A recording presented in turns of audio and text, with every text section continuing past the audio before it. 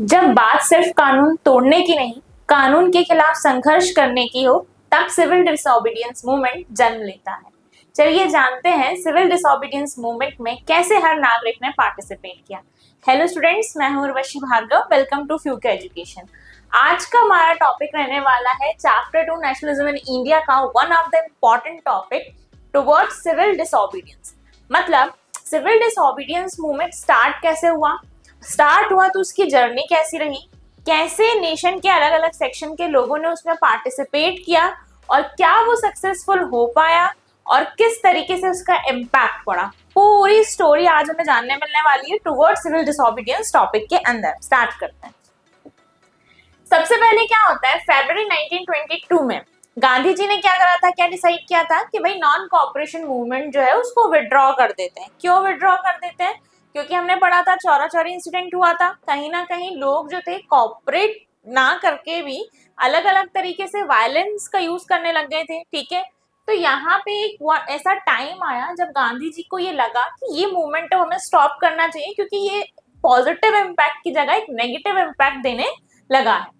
आगे क्या होता है, उन्हें ऐसा महसूस होता है कि जगह जगह वायलेंट कंडीशन यहाँ पे क्रिएट होती जा रही है और अभी जो लोग हैं ये मास स्ट्रगल, एकजुट होकर एक साथ स्ट्रगल करने के लिए कहीं ना कहीं रेडी इनको करना पड़ेगा। इनको सिखाना पड़ेगा कि किसी एक टॉपिक के ऊपर, किसी एक मुद्दे को लेके जब पूरा देश एकत्रित होता है तो वो किस तरीके से अपनी बात को सामने रखता है।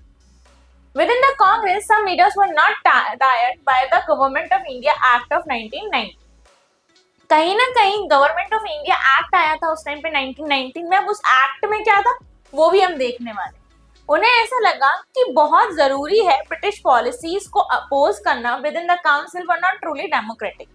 कहीं ना कहीं आप जैसे देखते हो ना, नेशन के अंदर भी एक रूलिंग पार्टी होती है, एक अपोजिशन पार्टी होती है। तो अपोजिशन पार्टी का क्या काम होता है, हर उनके एक्टिविटी को अपोज करना।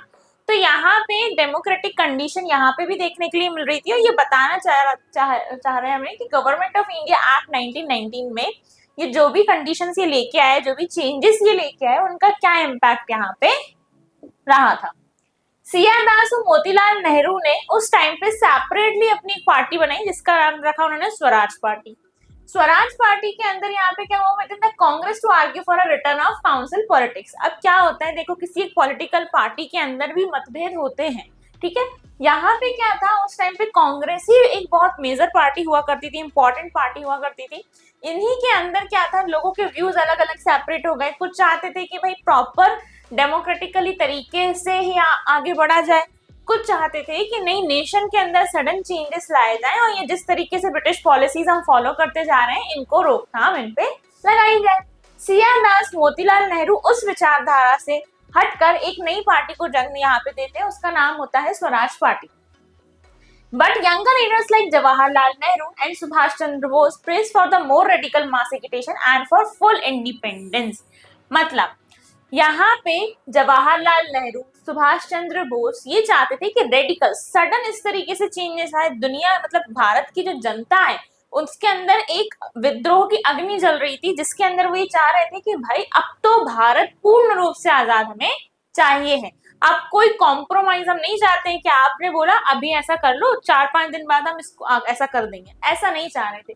सडन यानी कि रेडिकल चेंजेस चाह रहे थे, मेजर चेंजेस चाह रहे थे। तो आप देख रहे हो एक ही ग्रुप के अंदर भी लोगों के अलग अलग पॉइंट ऑफ व्यूज निकल कर आ रहे थे। आगे क्या होता है, उस टाइम पे ये 2 मार्क क्वेश्चन क्रिएट करता है यहाँ पे। Situation of politics debate and 2 factors that was shape the Indian politics at that time. यानी कि उस टाइम पे जब एक पार्टी के अंदर ही अलग अलग तरह की विचारधाराएं समझ में आ रही थी या कंडीशन ऐसी क्रिएट हुई जिसमें 2 मुख्य पॉइंट यानी 2 इंपॉर्टेंट फैक्टर्स यहाँ पे हमें देखने के लिए मिलते हैं, जिसने उस टाइम की इंडियन पॉलिटिक्स को क्या किया, यहाँ पे शेप किया। किस तरीके से शेप किया हम ये देखेंगे यहाँ पे। देखिए सबसे पहला था ग्रेट इकोनॉमिक डिप्रेशन। हमने देखा था 1919 में एक ग्रेट इकोनॉमिक डिप्रेशन आ गया था, यानी एक ऐसा टाइम था जब बहुत ज्यादा क्राइसिस स्टार्ट हो गए थे। ठीक है, ना कि नेशन में, बाकी अदर नेशन के अंदर भी। साइमन कमीशन, एक कमीशन बनाते हैं ब्रिटिश, ठीक है, जिसका नाम रखा जाता है साइमन कमीशन, क्योंकि सर साइमन उसके हेड होते हैं। अब भाई साइमन कमीशन क्या है, क्या उसकी मतलब एक तरीके से यहाँ पे उसका रोल रहा, वो हम आगे देखते हैं। गवर्नमेंट ऑफ इंडिया एक्ट, देखो जब भी कोई एक्ट पास होता है, उस टाइम पे भी जब होते थे, तो वो अपने साथ कुछ ऐसे चेंजेस या कुछ ऐसे न्यू रूल्स या न्यू पॉलिसीज लेके आता है। उस टाइम की क्या पॉलिसी थी कि भाई कोई एक्ट जब बनता था तो वो जिस ईयर में बनता था वो उसके साथ आ जाता था। जैसे 1919 में बना और with in 9 to 10 years, specifically कह सकते हैं 10 ईयर्स के बाद उसका रिव्यू लिया जाता था कि जो हम लेके आए थे एक्ट, उसके जो चेंजेस आए हैं क्या वो चेंजेस पॉजिटिव हैं, क्या इस एक्ट को कंटिन्यू रखा जाना चाहिए, अगर इसके चेंजेस पॉजिटिव नहीं है तो क्या इसमें अल्टरेशंस होने चाहिए। तो ये सारी चीजें एक प्रोसेस, एडमिनिस्ट्रेटिव प्रोसेस के अंदर थी। गवर्नमेंट ऑफ इंडिया एक्ट आता है 1919 में। ये एक्ट किन टॉपिक्स पे बात करता है, ये इंपॉर्टेंट है, 2 to 3 मार्क क्वेश्चन में। First one is separate electorate.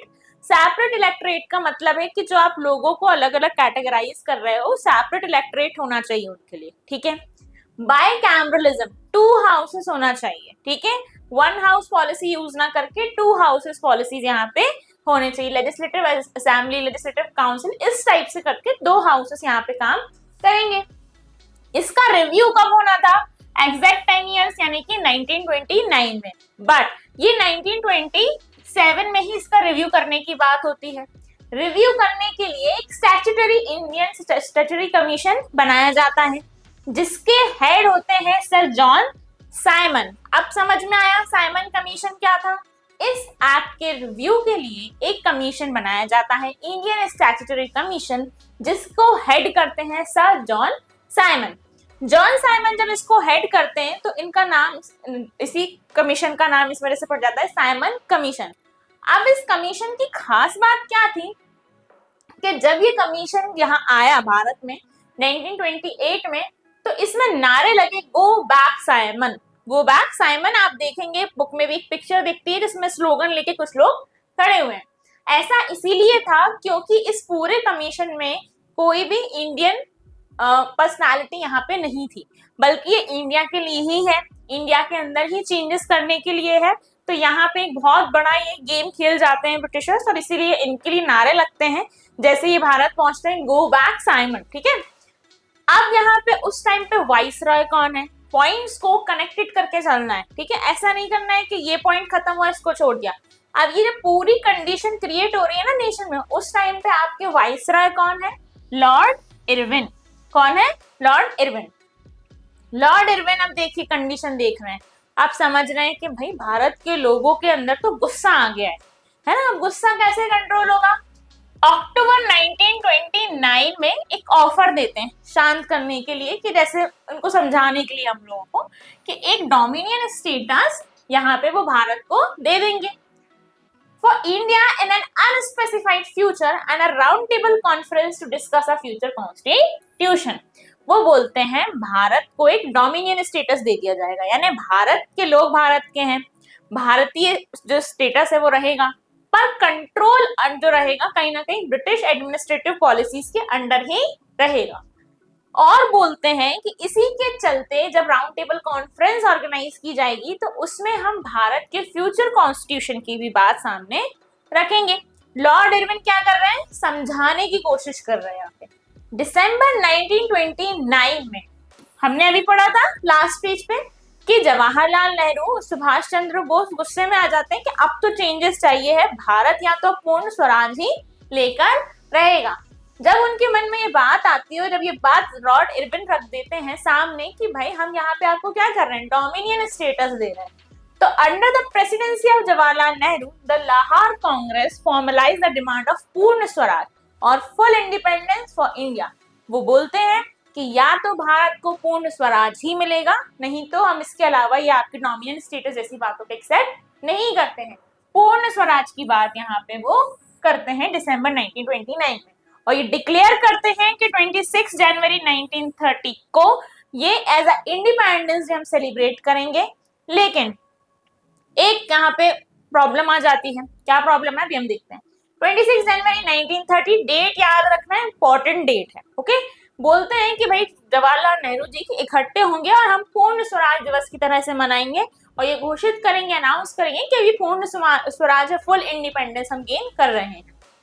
लेकिन जब ये डेट अनाउंस होती है तो ये जो सेलिब्रेशन जो था ये एक बहुत मास सेलिब्रेशन होना चाहिए था, काफी ज्यादा इंडियन पब्लिक इसकी तरफ अट्रैक्ट होनी चाहिए थी, लोगों को बिल्कुल आगे आ जाना चाहिए था, लेकिन ऐसा कुछ नहीं होता है।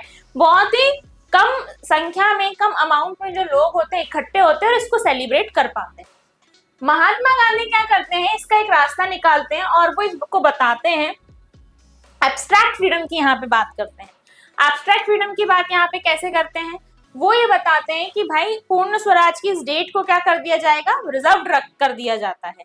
26 जनवरी 1930 जो डेट होती है वो रिजर्व कर दी जाती है और 26 जनवरी बाद में इसीलिए एक इम्पोर्टेंट डेट बनकर हमारे सामने आती है। आई होप यहाँ तक आप लोग को बिल्कुल क्लियर हो रहा होगा। ठीक है, पूर्ण स्वराज एक इम्पोर्टेंट टॉपिक है। 2 फैक्टर जो शेप कर रहे थे उस टाइम की पॉलिटिक्स को, वो एक इम्पोर्टेंट टॉपिक होगा। एंड देन उसके बाद जो हमने 2 पॉइंट्स देखे गवर्नमेंट ऑफ इंडिया एक्ट के, वो भी हमने देखे थे। The salt march and the civil disobedience movement. Civil disobedience movement, disobedience का मतलब क्या होता है? ठीक है, ओबीडियंस बात मानना, किसकी बात मान रहे थे? ब्रिटिशर्स की। डिसओबीडियंस यानी कि बहुत सिंपल तरीके से, बहुत अच्छे तरीके से ब्रिटिशर्स की बात को आप ओबे ही मत करो, मानो ही मत।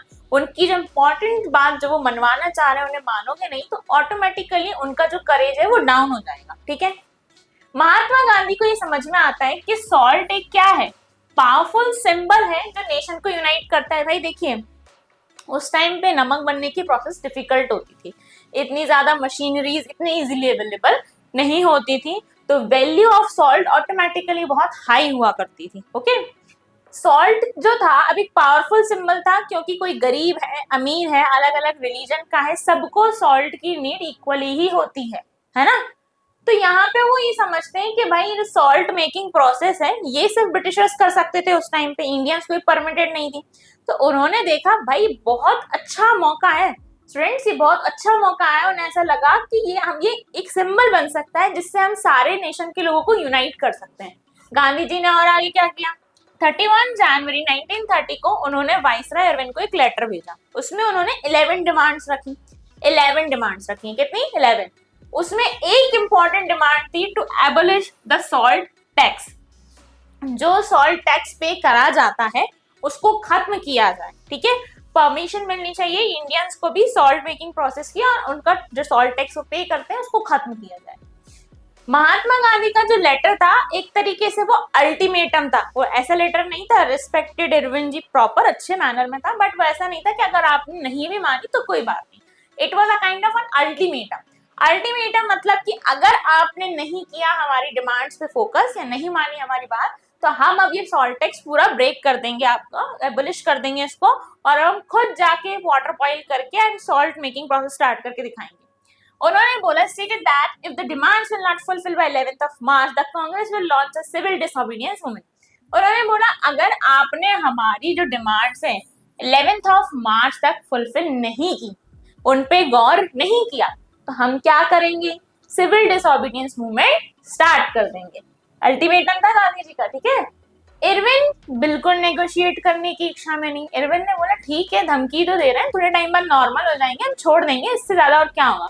लेकिन ये धमकी नहीं थी, ये वो सच में करने वाले थे। कैसे? महात्मा गांधी ने अपना फेमस सॉल्ट मार्च स्टार्ट किया, 78 उनके ट्रस्टेड वॉलंटियर्स को साथ लिया, 240 माइल्स चले। गांधी जी ने आश्रम साबरमती से डांडी मार्च किया उन्होंने। ठीक है, डांडी तक गए, यहाँ पे 24 दिन कंटिन्यू लोग चले, अबाउट 10 माइल्स अ डे ये लोग चलते थे। और 6 अप्रैल को डांडी पहुंच के क्रिमिनली इन्होंने क्या किया, उस लॉ को वायलेट किया। बिल्कुल पूर्ण इच्छा के साथ उन्होंने पानी को गर्म किया समुद्र के और बताया कि देखो ये सॉल्ट हम बना रहे हैं। अल्टीमेटम था, सिविल डिसओबीडियंस मूवमेंट यहीं से स्टार्ट हो जाता है। सेम चीजें के केलप्पन ने केरला में की और सी राजगोपालाचारी ने तमिलनाडु में की। अलग अलग स्टेट में जब लोगों ने सेम प्रोसेस फॉलो की और सिविल डिसओबीडियंस मूवमेंट का लॉन्चिंग पॉइंट यहाँ पे स्टार्ट हो जाता है। ये आप देख रहे हैं डांडी मार्च की पिक्चर है। आगे क्या होता है, ये स्टार्टिंग हो गई सिविल डिसओबीडियंस मूवमेंट की। अब लोगों से पूछा जाने लगा not only to refuse cooperation with the British as they had done in 1921-22 but also to break colonial laws. अभी तक वो क्या बोलते थे कि उनके साथ कॉपरेट मत करो, है ना, उनकी बात मानो मत। पर अब सिविल डिसोबीडियंस में एक और बात सामने आई, टू ब्रेक कॉलोनियल लॉज, उनके जो कानून है उनको भी लोगों ने तोड़ना स्टार्ट यहाँ पे कर दिया। सॉल्ट टैक्स के अंदर जो लोग जो वायलेट कर रहे थे फॉरेस्ट लॉज, यहाँ पे वो रिजर्व फॉरेस्ट में जाने लगे, यहाँ पे वोट कलेक्ट करने लग गए, यहाँ पे जो बंद कर दिया था उन्होंने अल्लूरी सीताराम राजू का केस, अगर आप लोगों को याद हो, कि फॉरेस्ट में एंट्री ना देना, उनके जो कैटल्स हैं उनको ग्रेज ना करने देना स्पेशली जो ट्राइबल कम्युनिटी है वो तो उसी पे डिपेंड थी, उनको बिल्कुल प्रॉपरली वो ना मिल पाना, जो यहाँ पे वो फूड कलेक्ट करते थे वो सब बंद कर देना। ये जो मूवमेंट जैसे जैसे फैला ना, तो इन्होंने क्या किया, इनके क्लॉथ को भी बॉयकॉट किया, लिक्कर शॉप्स को भी पिकेटेड, तोड़ फोड़ मचा के रख दी पूरी तरह से, क्योंकि वो एक बहुत इंपॉर्टेंट इनकम सोर्स था ब्रिटिशर्स का। पीजेंट्स ने मना कर दिया, हम कोई टैक्सेस पे नहीं करेंगे, कोई रेवेन्यू नहीं देंगे, स्पेशली एक टैक्स का यहाँ पे नाम भी है चौकीदारी टैक्सेस, उसको भी यहाँ पे उन्होंने क्या बोला, हम इसको पे नहीं करेंगे। कॉलोनियल गवर्नमेंट ने यहाँ पे कांग्रेस लीडर्स को वन बाय वन अरेस्ट करना स्टार्ट कर दिया, क्योंकि वही लोगों को कहीं ना कहीं प्रमोट कर रहे थे इन चीजों के लिए। जब अब्दुल गफर खान, ठीक है, अब्दुल गफर खान जो होते हैं ये एक बहुत एक तरीके से इनको फ्रंटायर गांधी भी बोलते हैं, ये महात्मा गांधी के बहुत बड़े डिसिपल हुआ करते थे। इनको अरेस्ट कर लिया जाता है 1930 में। बहुत ही गुस्से में लोग यहाँ पे क्या कर रहे थे, प्रदर्शन कर रहे थे स्ट्रीट्स ऑफ पेशावर में, और यहाँ पे facing armoured cars and police firing ये सब यहाँ पे फेस करते हैं। अब्दुल गफर खान एक इम्पॉर्टेंट नाम यहाँ पे देखने के लिए मिलता है नेशनलिज्म इन इंडिया जब टॉपिक की बात होती है तब, ठीक है। महात्मा गांधी भी अरेस्ट हो जाते हैं, इंडस्ट्रियल वर्कर जो शोलापुर के थे वो पुलिस पोस्ट पर अटैक कर देते हैं, म्युनिसिपल बिल्डिंग्स, रेलवे स्टेशन, सबको एक तरीके से जो भी चीजें जो ब्रिटिश गवर्नमेंट को, ब्रिटिशर्स को सिंबलाइज कर रही थी, उन पे लोगों ने अटैक करना स्टार्ट यहाँ पे कर दिया था। महात्मा गांधी जब ये देखते हैं कि चीजें यहाँ से बहुत भाई वायलेंट हो रही हैं, लोगों का गुस्से का कोई लिमिट ही नहीं है, स्टार्ट कहीं से होता है, अपने तरीके से चीजों को पार्टेड कर लेते हैं और अपने तरीके से एग्रेशन दिखाने लग जाते हैं। तो यहाँ पे मजबूरन इनको क्या करना पड़ता है, यहाँ पे ये सोचते हैं कि भाई इस मूवमेंट को क्या करा जाए, कॉल ऑफ कर दिया जाए, और एक पैक्ट में आते हैं इरविन के साथ, गांधी इरविन पैक्ट जिसको बोला जाता है, 5 मार्च 1931। क्या था उस पैक्ट में, गांधी इरविन पैक्ट इसको बोला जाता है। गांधी जी कंसेंट करते हैं कि भाई पार्टिसिपेट करेंगे राउंड टेबल कॉन्फ्रेंस में, बट कांग्रेस इसको बॉयकॉट कर देती है, कांग्रेस बोलती है कि वो नहीं जाएगी, है ना। First round table conference boycott हो जाती है जो लंदन में होती है, और गवर्नमेंट एग्री करती है कि भाई आप कॉन्फ्रेंस में आओ, हम आपके सारे पॉलिटिकल लीडर्स को फ्री कर देंगे, रिलीज कर देंगे। लेकिन जब सेकेंड राउंड टेबल कॉन्फ्रेंस की यहाँ पे बात होती है दिसंबर 1931 में, गांधी जी लंदन जाते हैं कॉन्फ्रेंस के लिए, लेकिन वहां पे नेगोशिएशन होता है कि आप हमारे सारे जिन भी पॉलिटिकल लीडर्स को आपने अरेस्ट किया उनको रिलीव कर दोगे। लेकिन जब वो वापस लौटते हैं तो वो देखते हैं सिविल डिसोबीडियंस मूवमेंट तो ठीक है भाई, पॉलिटिकल लीडर्स को भी यहाँ पे इन्होंने रिलीज नहीं किया है, ठीक है, और लोगों के साथ सख्ती से पेश आया जाने लगा है। तो जब वो वापस आते हैं और वो ये देखते हैं कि जवाहरलाल नेहरू, अब्दुल गफर खान जो है वो भी यहाँ पे जेल में है, तो कांग्रेस को यहाँ पे इलीगल डिक्लेयर कर दिया गया ना, वो पार्टी इलीगल है ना। डिमॉन्स्ट्रेशन, बॉयकॉट से सब बहुत ज्यादा बढ़ जाते हैं। तो यहाँ पे जो मूवमेंट था अब वो वापस रीस्टार्ट हो जाता है, ठीक है। पहले उन्होंने कॉल ऑफ किया 1931 में, but after a particular point of time ही रियलाइज कि भाई ये तो कुछ मान ही नहीं रहे, हम ही इनकी बात क्यों मानते जा रहे हैं। तो रीस्टार्ट होता है civil disobedience movement, but by 1934 it lost its momentum. कोई भी मूवमेंट जब होता है ना, कोई भी धरना, कोई भी प्रदर्शन जब जनता करती है, उसका एक पीरियड ऑफ टाइम है जब तक वो जनता का अट्रैक्शन गेन कर सकता है, जब तक वो सही तरीके से लोगों की बात सुनेंगे। जब वो अपनी वेज गलत तरीके से चली जाती है ना, तो फिर जिनको बात सुननी चाहिए वो भी उस पर ध्यान नहीं दे पाते। यहाँ पर भी कुछ ऐसा हुआ। अब यहाँ पे क्या बताया जा रहा है, how participant so the movement, यानी कि अलग अलग लोगों के बारे में बात की है। सबसे पहले रिच पीजेंट्स ने सिविल डिसोबीडियंस मूवमेंट में कैसे क्या इंपॉर्टेंट रोल प्ले किया, फिर पुअर पीजेंट्स, फिर बिजनेस क्लास, फिर industrial working class and then women. Rich peasants की बात करते हैं। रिच पीजेंट्स में थे Patidars of Gujarat and Jats of UP. ये प्रोड्यूसर्स थे, मेजर प्रोड्यूसर्स थे कमर्शियल क्रॉप्स के, और they were hard hit by trade depression and falling prices. जो इंडस्ट्रियलिस्ट थे इन पे तो एक बड़ा झटका सा इनको लगा था, क्योंकि ट्रेड डिप्रेशन आ गया था, कीमतें तेजी से गिर रही थी, उनको उम्मीद थी कि गवर्नमेंट जो है रेवेन्यू टैक्स कम कर देगी, पर गवर्नमेंट ने ऐसा मना कर दिया। तो उन्होंने, जब गवर्नमेंट ने उनकी बात नहीं सुनी, so they decided to join CDM, civil disobedience movement. पर वहां भी डिसअपॉइंट हुए क्योंकि जो मूवमेंट था वो बंद हो गया। ठीक है, ज्वाइन किया बेचारों ने, वो बंद हो गया, कोई रेवेन्यू रेट्स में असर नहीं पड़ा। और जब मूवमेंट रीस्टार्ट हुआ तो फिर उन्होंने ज्वाइन ही नहीं किया, क्योंकि जिस उम्मीद के साथ ये लोग आए थे वो उम्मीद ही पूरी नहीं हुई, है ना। इंडस्ट्रियलिस्ट है, बिजनेसमैन है, अब वो क्यों वापस अपना टाइम यहाँ पे आएंगे। तो रिच पीजेंट्स के लिए तो ये था भाई कि हम ज्वाइन करा था पर कोई फायदा नहीं हुआ, तो they decided to not join it again. Next, poor peasants, बेचारे गरीब इंसान की तो मतलब कहीं पे भी उसकी लाइफ सरवाइव करना बहुत मुश्किल हो जाता है, यहाँ पे भी ऐसे ही हुआ। पुअर पीजेंट चाहते थे कि जो अनपेड रेंट्स हैं, जो पे नहीं हो पाए हैं लैंडलॉर्ड्स के, वो बंद मतलब माफ कर दी जाए, रिमिटेड हो जाए।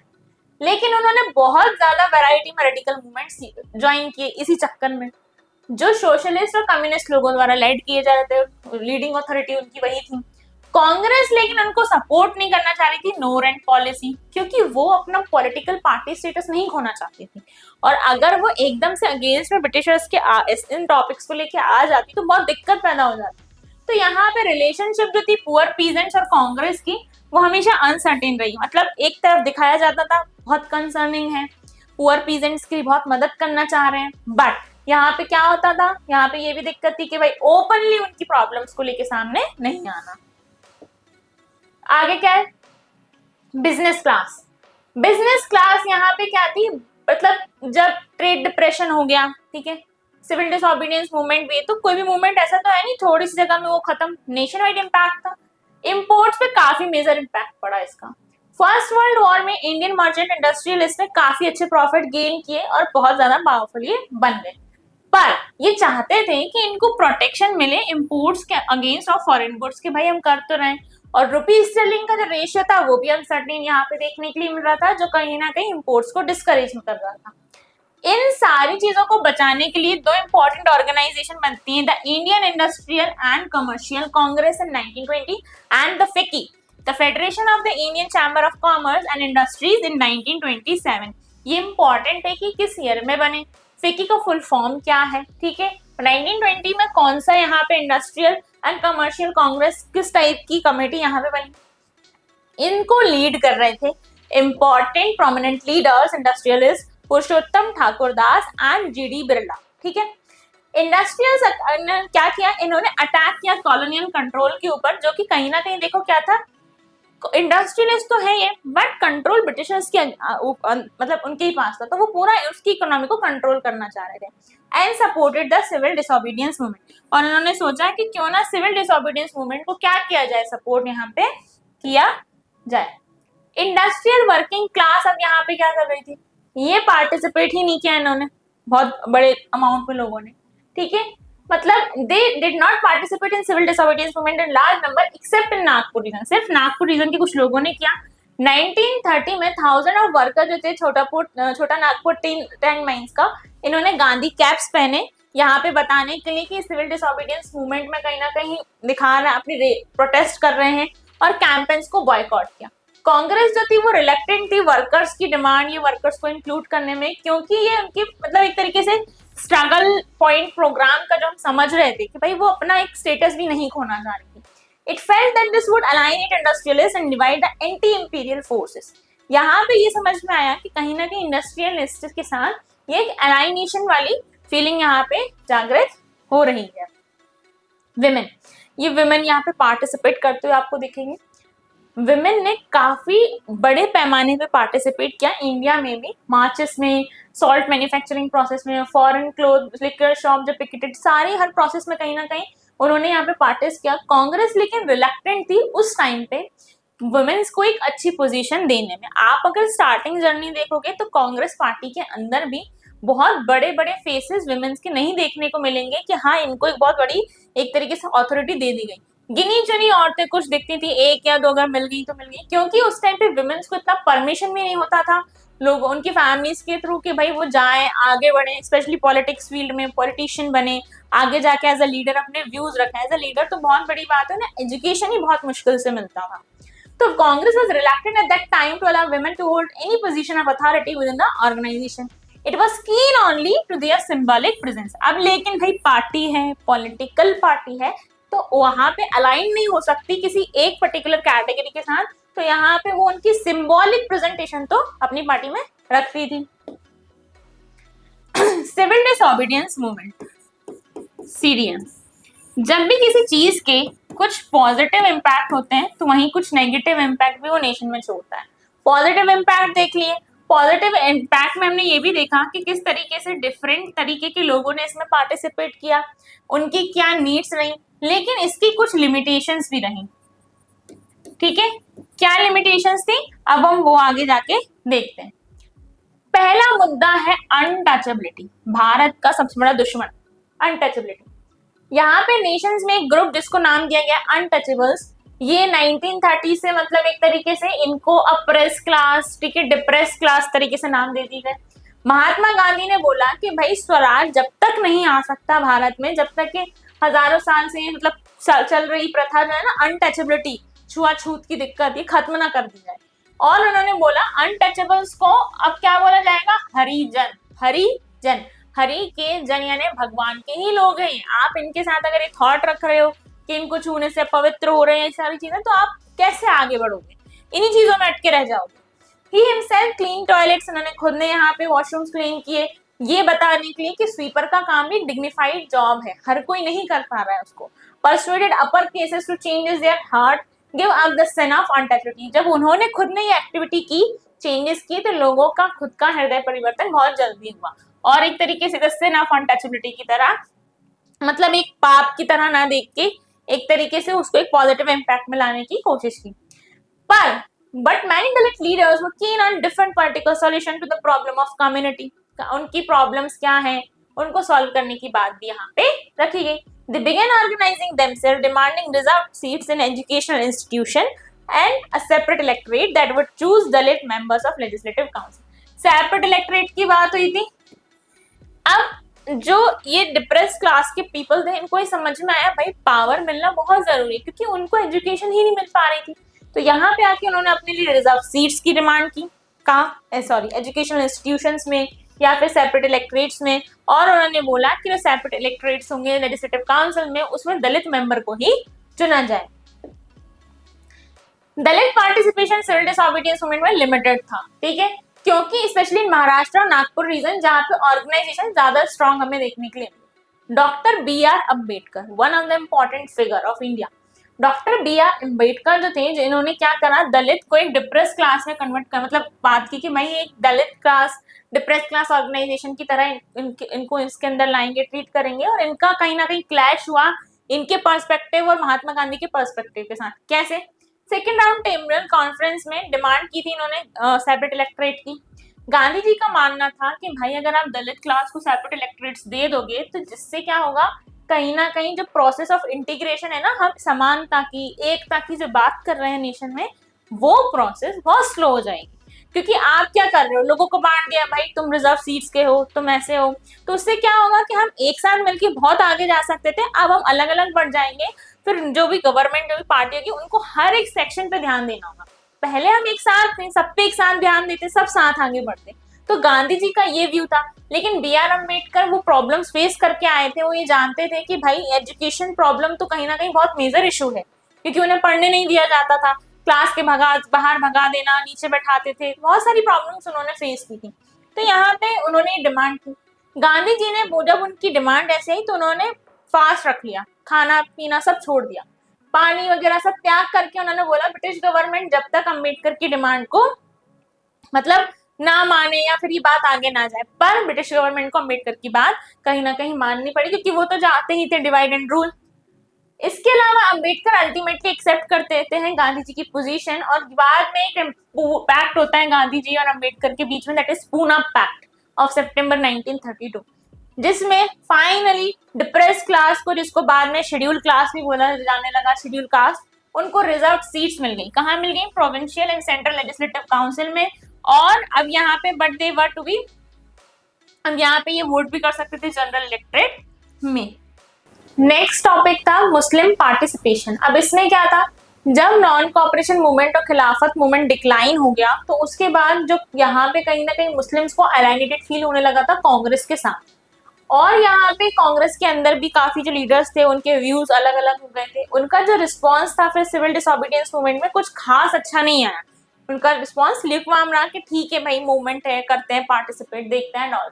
कांग्रेस और मुस्लिम लीग कंटिन्यू एफर्ट कर रही थी कि यहाँ पे साथ आए या फिर मतलब थोड़ा आगे बढ़े, बट कहीं ना कहीं व्यूज उनके मैच नहीं हो पा रहे थे। 1927 में उन्हें समझ में आया फाइनली कि भाई अब ये यूनिटी इस तरीके से नहीं करी जा सकती कि आप कुछ और हम कुछ, कुछ अलग अलग व्यूज जो है उनके ऊपर बात या चर्चा की जानी चाहिए। मोहम्मद अली जिन्ना जो थे इंपॉर्टेंट लीडर जो थे one of the Muslim league के, वो यहाँ पे was willing to give up to the demands for separate electorate if Muslim were accused reserved seats in the central and assembly and representation in proportion to population in the Muslim dominated province। उन्होंने बोला कि भाई ठीक है, जो separate electorate की demand है उसको रखा जा सकता है, बट आप मुस्लिम पॉपुलेशन को कहीं ना कहीं एक उनका रिप्रेजेंटेशन और प्रपोर्शन टू द पॉपुलेशन आप उनको प्रोवाइड आपको करना होगा, specially Muslim dominated areas like Bengal and Punjab. ठीक है, जितनी भी उम्मीदें थी ना कि भाई ये रिजॉल्व हो जाएगा इशू, खत्म हो जाती है all parties Congress all party conference in 1928 में, जब mister M R. Jayakar of Hindu Mahasabha बिल्कुल अपोज कर देते हैं कि यहाँ पे कोई कॉम्प्रोमाइज नहीं होगा। ठीक है, आपकी जो डिमांड्स है वो आपकी है, ठीक है, बट अब कोई और मोर कॉम्प्रोमाइज यहाँ पे नहीं होगा। यहाँ पे आप देख रहे हैं महात्मा गांधी, जवाहरलाल नेहरू, मौलाना आजाद एट सेवाग्राम आश्रम, सेवाग्राम आश्रम। अभी टॉपिक यहीं पर खत्म होता है। इस पूरे टॉपिक में हमने ये जाना कि यहाँ पर बात सिर्फ नमक की नहीं थी, सिर्फ सॉल्ट की बात नहीं की जा रही थी, यहाँ बात थी हर एक नागरिक के अधिकार की, जिसमें सिविल डिसोबीडियंस मूवमेंट ने अपना एक इम्पॉर्टेंट रोल यहाँ पे प्ले किया। सो स्टूडेंट्स, अगर आपको ये टॉपिक समझ में आया हो तो हमारे चैनल को लाइक एंड सब्सक्राइब करना ना भूलें, और मोर इन्फॉर्मेटिव वीडियोस के लिए फ्यूके एजुकेशन ऐप जरूर डाउनलोड करें। Thank you.